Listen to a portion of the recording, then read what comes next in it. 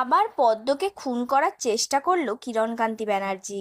হ্যাঁ বন্ধুরা, গীতা এলএলবি সিরিয়ালের আজকের পর্বে আমরা দেখতে পাবো পদ্মকে এখনো মারতে পারছে না বলে কিরণকান্তি ভজনকে উল্টোপাল্টা কথা বলতে থাকে। তখন ভজন রেগে গিয়ে বলে, এই কেসে যদি আমি অগ্নিজিৎ মুখার্জিকে সাজা পাওয়াতে না পারি তাহলে আমার নামও ভজন মিত্তির নয়, খুব বড় সুযোগ পেয়েছি। উত্তরে কিরণকান্তি বাবু বলে, কিসের সুযোগ? রত্না আর অতসী ওই দুজন নার্সকেই পুলিশ তুলে নিয়ে গেছে, এবার কি হবে? তখন ভজন বলে, আরে আমরা তো পঙ্কজ খাজনবিসের ডানা ছেটে দিয়েছি। উত্তরণ বলে, হ্যাঁ কিন্তু ওখানে গীতাও ছিল, তাই বলছি রত্না ফাঁসুক, কিন্তু অতসীকে উধাও করে দাও, কোনো প্রমাণ রাখবো না, এই খেলায় কিছুতেই গীতাকে জিততে দেব না। তখন সেখানে কাব্যা এসে বলে, একটা গীতা নয় হাজারো গীতা দাঁড়িয়ে পড়েছে, আমাদের বাড়ির দিকে মিছিল আসবে। একটা সাধারণ আয়ার প্রথমে মলেস্টেশন, তারপর খুনের চেষ্টায় সমস্ত জনগণ ক্ষেপে আছে। পদ্ম যেমন নিরাপত্তা পায়নি তেমন আমরাও পাবো না, মারবে তোমাদের। এই কথা শুনে কিরণকান্তি বাবু বলে, আমি তো পদ্মকে মারতে যাইনি, মারতে গিয়েছিল তো অগ্নিজিৎ মুখার্জি। উত্তরে কাবেয়া বলে, ওনার বাড়িতেও যাবে এই মিছিল, কিন্তু ওখানে একটা মস্ত বড় প্রাচীর আছে, আর সেই প্রাচীর সামনে এলে সমস্ত মানুষ মাথা নিচু করবে এবং মিছিল অন্যদিকে ঘুরে যাবে আমাদের বাড়ির দিকে। আর এই প্রাচীর হলো অ্যাডভোকেট গীতা এলএলবি।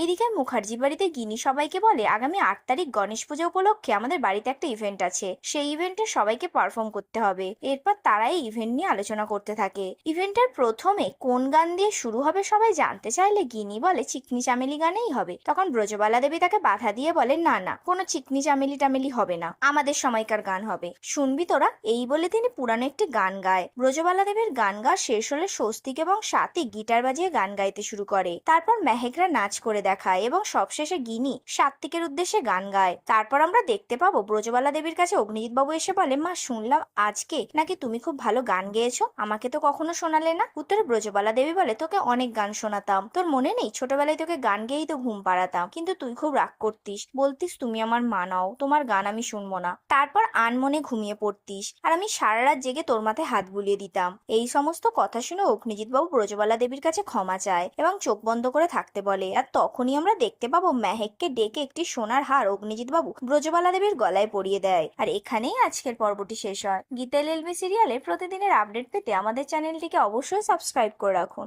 ধন্যবাদ।